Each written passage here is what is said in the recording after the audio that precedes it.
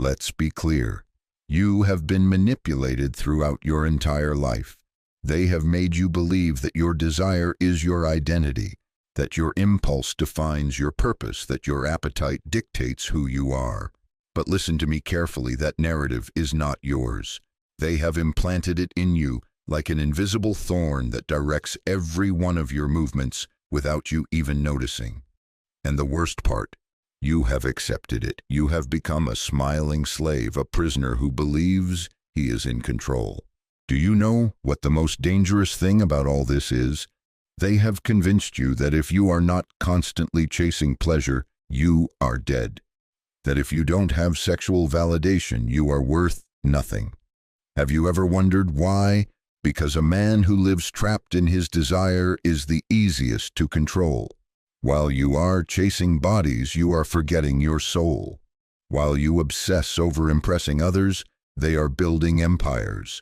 Here's where it gets intriguing. What I'm about to tell you goes against everything they have taught you. You don't need to give up desire. What you need is to turn it into a weapon. Master it. Desexualizing your mind doesn't mean turning it off. It means redirecting it, transforming your energy from external conquest into internal mastery.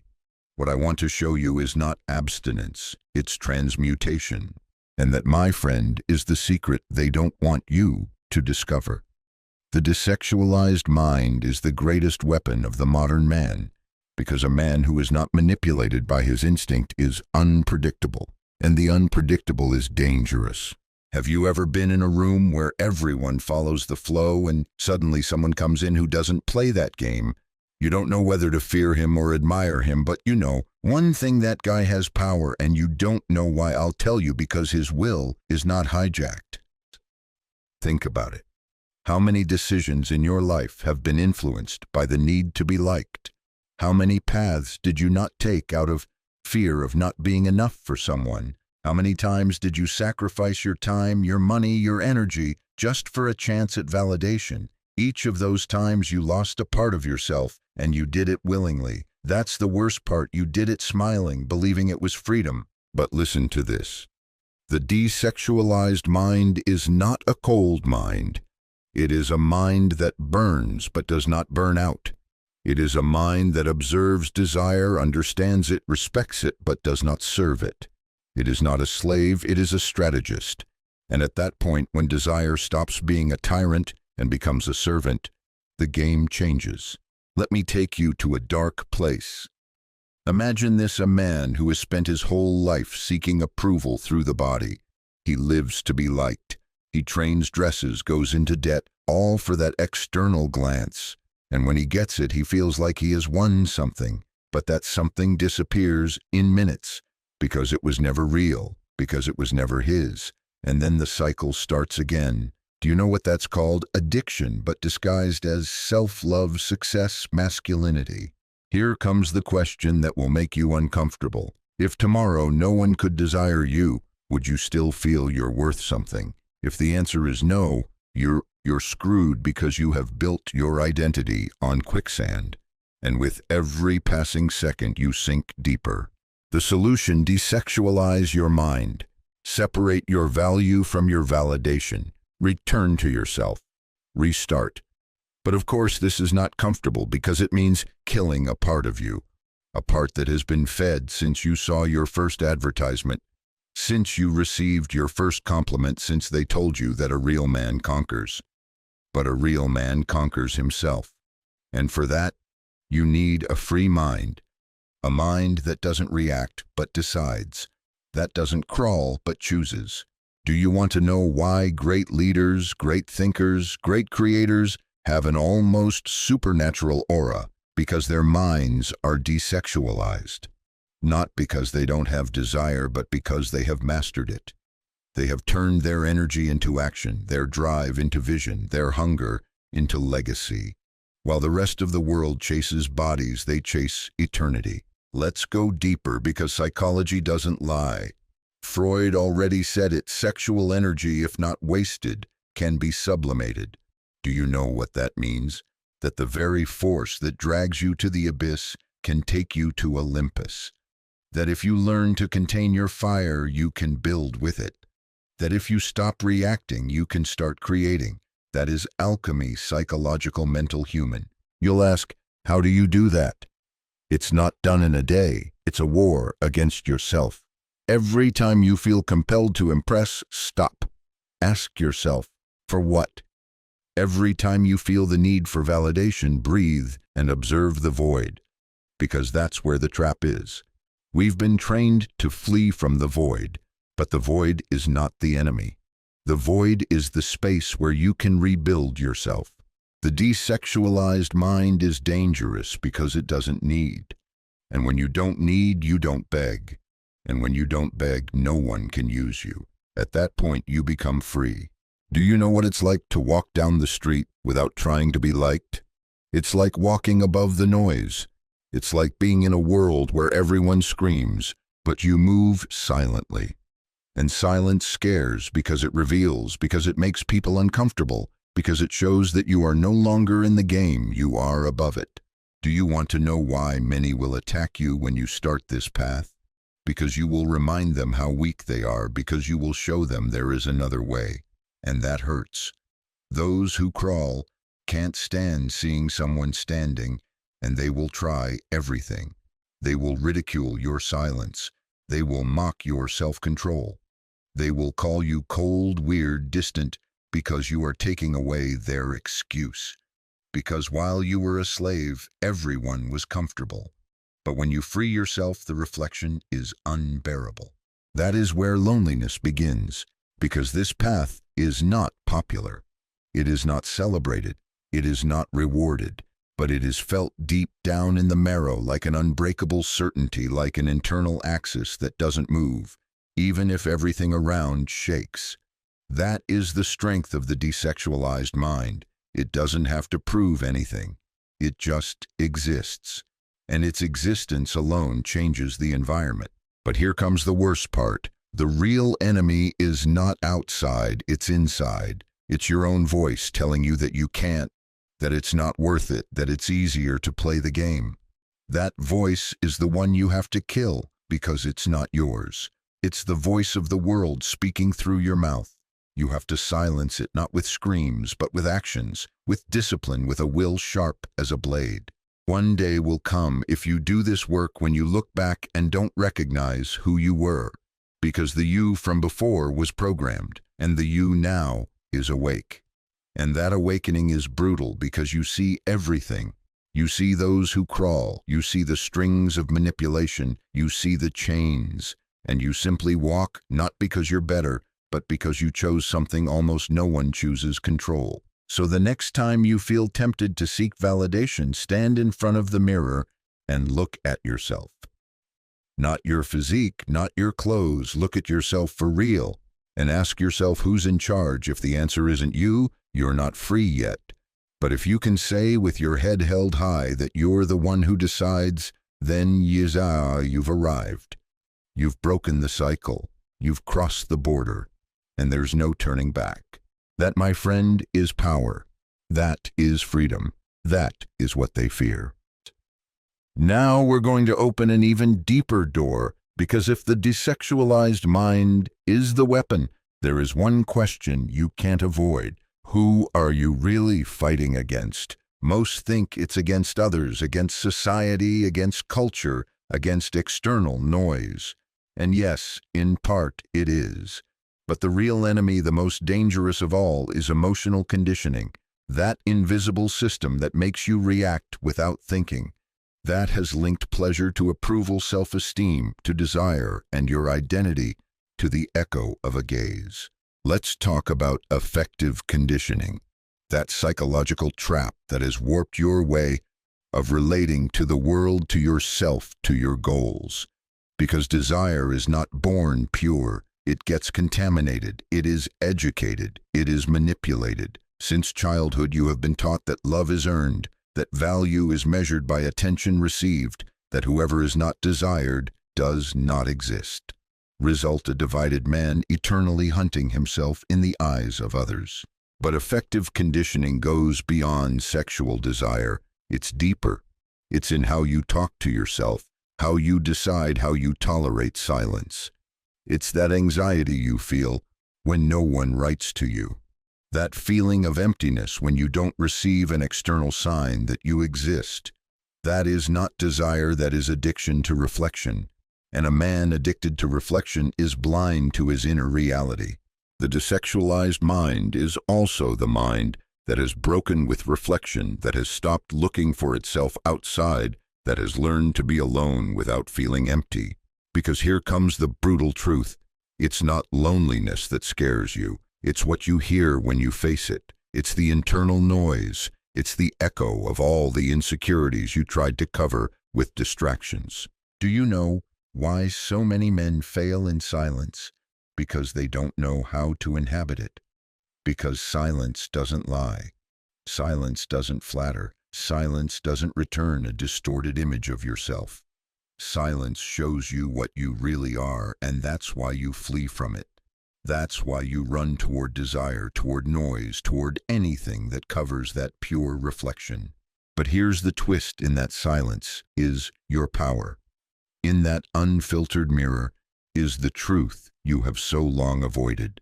Because when you stop reacting, you start observing. And when you observe without need, you see the game body language hidden, intentions, projected emotions, and you from your center do not react.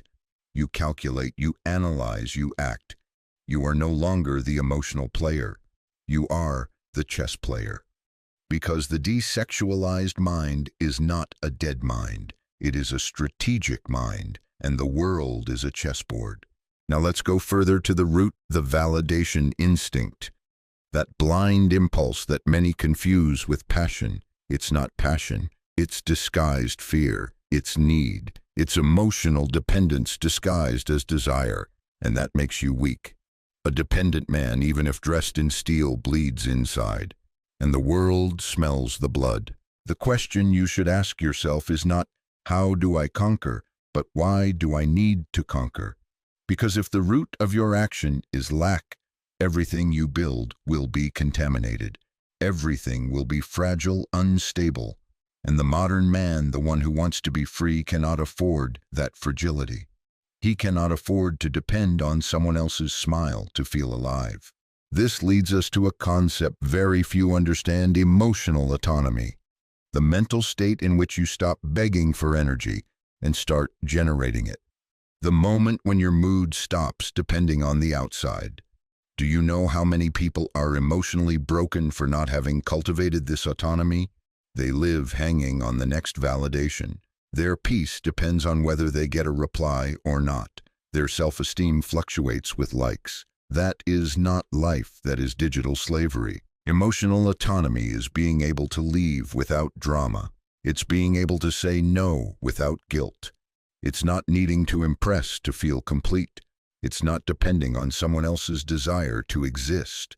When you reach that point, you notice it. People start sensing something different in you. They don't know what it is, but they feel it, and they get unsettled because they can't buy you. They can't manipulate you. They can't use you. And that in a world full of masks is a threat. But be careful, don't confuse autonomy with isolation. It's not about not connecting. It's about connecting from fullness, not from need.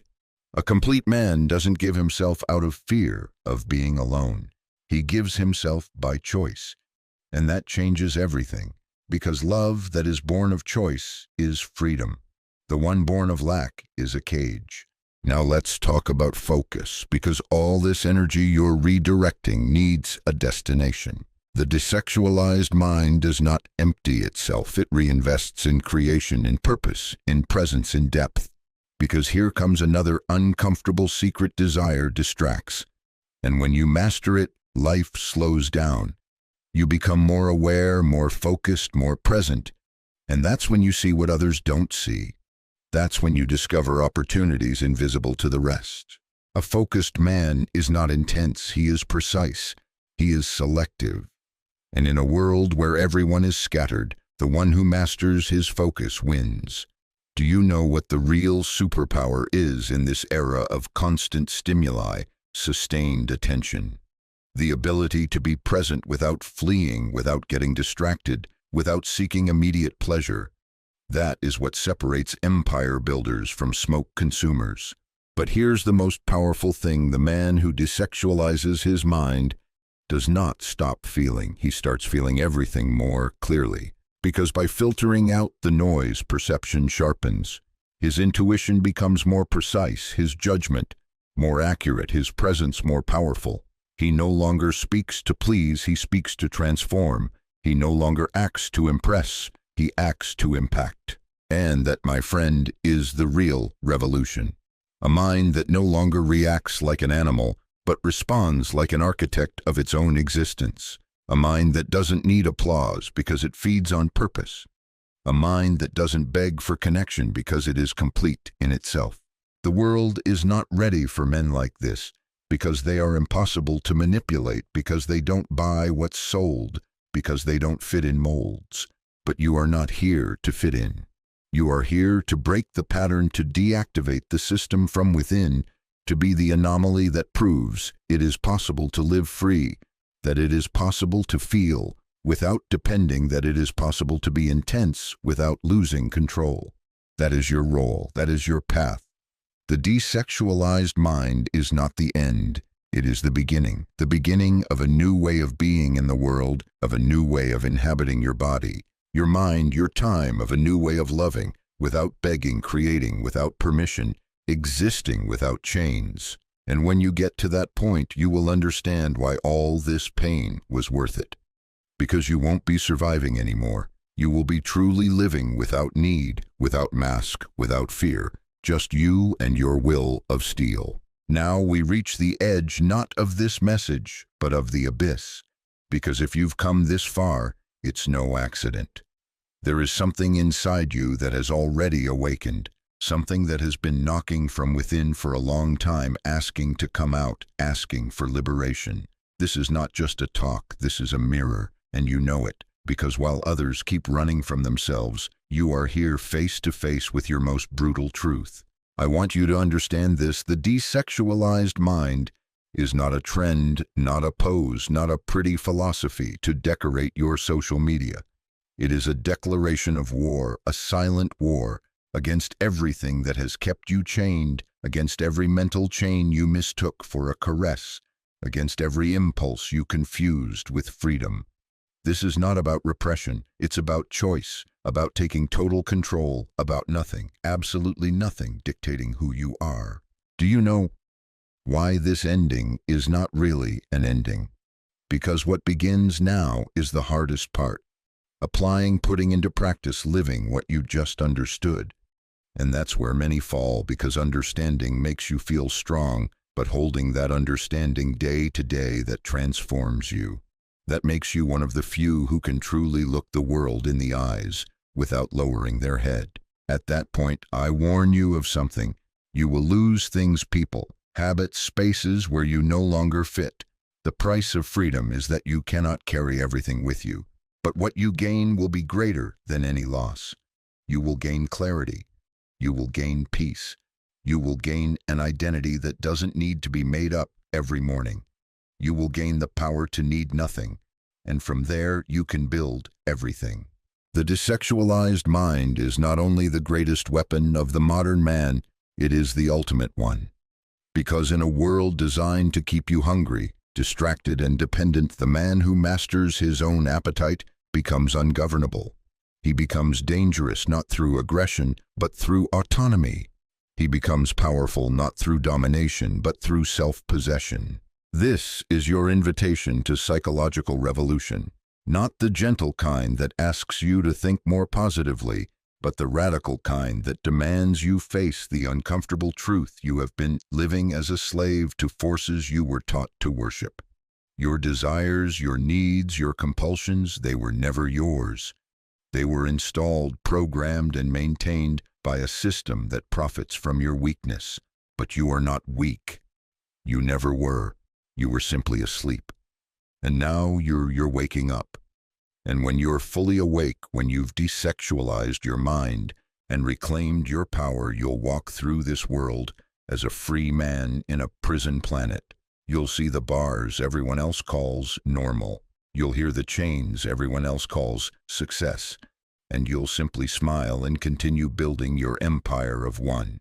The revolution begins within, and it begins now, not tomorrow when you feel more prepared, not next week when circumstances are better, but now in this moment when you realize that everything you thought you needed was actually everything that was destroying you. Welcome to freedom. Welcome to power. Welcome to yourself.